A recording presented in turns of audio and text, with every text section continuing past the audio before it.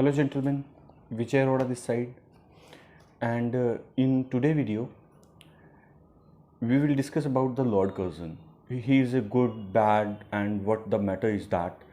And बोला जाता है कि इस जहान में मुकम्मल जहान किसी को नहीं मिलता, कुछ तो कमियां रह ही जाती हैं दोबारा जन्म लेने के लिए। लेकिन लॉर्ड कर्जन के साथ ऐसा कुछ भी नहीं लगा मुझे। जो उन्होंने चाहा वो अपनी ज़िंदगी में किया।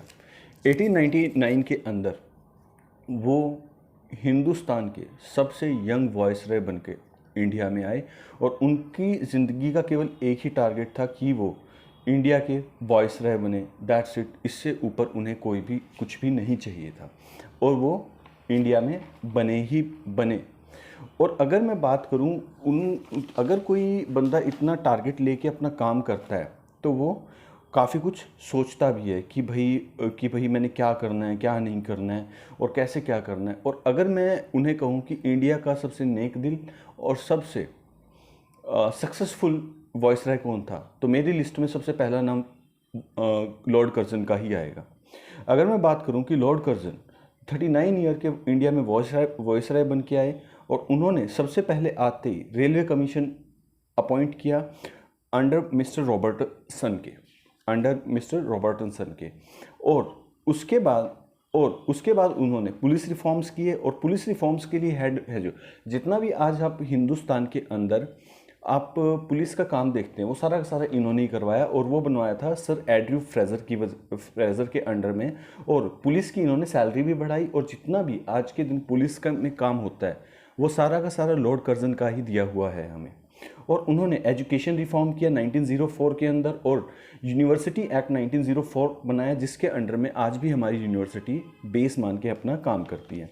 फिर हम बात करें इकोनॉमिक रिफॉर्म की, उन्होंने फेमाइन कमीशन बनाया अंडर सर एंटनी मैकडोनल्ड्स के अंदर और उन्होंने रिजॉल्व किया फेमाइन कमीशन और फ्लेक्सिबिलिटी बनाई कि इंडिया का लैंड रिवेन्यू है वो अच्छे से देखा जा सके कि भाई क्या इशू क्या होते हैं और फ्लेक्सिबल बनाया उन्होंने। ठीक है। फिर उसके बाद उन्होंने इरिगेशन कमीशन बनाया और 4.5 करोड़ रुपए उस टाइम के हिसाब से हमारे इरिगेशन सिस्टम पे बनाए और अगले 20 साल तक अपना रिवर सिस्टम डेवलप करने का काम दिया और जिसको आज भी हम मानते हैं। और फिर उन्होंने पंजाब लैंड एलिवेशन एक्ट 1900 पास किया, कोऑपरेटिव एक्ट पास किया और उन्होंने ऑनर और एक नया डिपार्टमेंट बनाया कॉमर्स एंड इंडस्ट्रीज जिस DIPT जिसके अंडर में काम करती है। और रॉबर्टसन के अंदर उन्होंने ये भी किया। और उन्होंने जुडिशियल रिफॉर्म के अंदर कैलकाटा हाई कोर्ट के जजों के नंबर्स बढ़ाए और उन्होंने मिलिट्री रिफॉर्म्स किए और उन्होंने 2 कमांड बनाई, नदन कमांड और सदर्न कमांड। नदन कमांड का हेडक्वार्टर कहाँ बनाया? पूना। और सदन का पूना और नदन का पेशावर में बनाया और जो आज तक हैं। और ब्रिगेडियर रैंक को भी उन्होंने ही क्रिएट किया, जो ब्रिगेडियर रैंक होता है उन्होंने ही। और कैम्बरले कॉलेज क्वेटा के अंदर मिलिट्री कॉलेज भी बनाया उन्होंने जो अब पाकिस्तान के अंदर है। और उन्होंने कहा कि हमारी जो मिलिट्री है वो बहुत एफिशिएंट मिलिट्री है और उन्हें हार्ड मिलिट्री ट्रेनिंग देनी पड़ेगी जो आज तक है। IMA उसका बेस्ट एग्जाम्पल हम मान सकते हैं। और उन्होंने हर बटालियन को किचनर टेस्ट दिया और इन्होंने इस तरीके से काम किया। और अगर मैं बात करूं उनके पार्टीशन ऑफ बंगाल की, और उनका जो पार्टीशन ऑफ बंगाल का जो मेन पर्पस था रेलवे डेवलप करना था ताकि अच्छे से सब्जेक्ट डिवाइड हो जाएं और ताकि रेलवे का सिस्टम एडमिनिस्ट्रेशन के करके उनके पेपर के हिसाब से। लेकिन हमारे जो बुद्धिजीवी लोग थे और अदर थे और उनका भी सोचना बिल्कुल ठीक था कि ये रेलवे को नहीं हमारी एकता को डिवाइड करना चाहते हैं। अगर हम स्टैटिक्स की बात देखें तो 32 मिलियन अदर हैं तो हिंदू और मुस्लिम यूनिटी को वे डिवाइड करना चाहते थे। इस वजह से ये सब हुआ, राइट। तो अब बात आती है कि वो हटाए गए या हटे।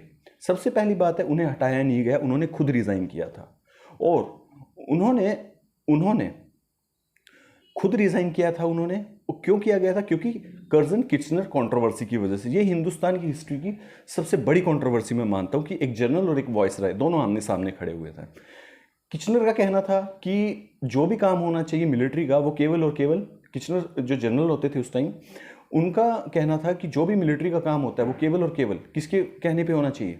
केवल जनरल के कहने पे। लेकिन उनका कहना था, कर्जन साहब का कहना था कि मिलिट्री के काम के लिए नहीं होना चाहिए, उसमें वॉइसराय की भी इंटरफेरेंस होनी चाहिए, वॉइसराय की भी इंटरफेरेंस होना चाहिए ताकि मिलिट्री पे चेक एंड बैलेंस लग सके। लेकिन धीरे धीरे जैसे आगे बढ़े तो उन्होंने रिज़ाइन कर दिया। लेकिन रिज़ाइन करने से पहले उन्होंने डूरेंट लाइन पे चौकियां बनाई, और जो रशिया है वो धीरे धीरे नीचे आता जा रहा था और इंडियन ओशन को टच करता जा रहा था। उन्होंने गल्फ ऑफ एडन के अंदर इंडिया का एक परमानेंट पोर्ट बनाया और मिलिट्री नेवी बेस बनाया, जिसकी वजह से रशिया वहीं पे स्टॉप हो गया और उन्होंने कुछ ऐसा काम किया कि ईरान तक ही वो रशिया रह गया। तो जहाँ तक अगर मैं देखूँ कि कर्जन वाज ए हीरो, जहाँ तक मुझे लगता है, लेकिन केवल उनके एक ना काम की वजह से उन्हें एज ए विलन रिप्रेजेंट किया गया। और उन्होंने इतना ही नहीं, आर्कियोलॉजी के लिए भी बहुत काम किया और उन्होंने ताजमहल को रिकंस्ट्रक्ट करवाया, जो लॉर्ड विलियम बेंटिक ने इवन उनका पत्थर तक नीलाम करने के लिए सोच लिया था। राइट? तो आज के लिए हम इतना ही रखते हैं। Thank you so much for coming and have a nice day, and please like, share and subscribe. Thank you so much.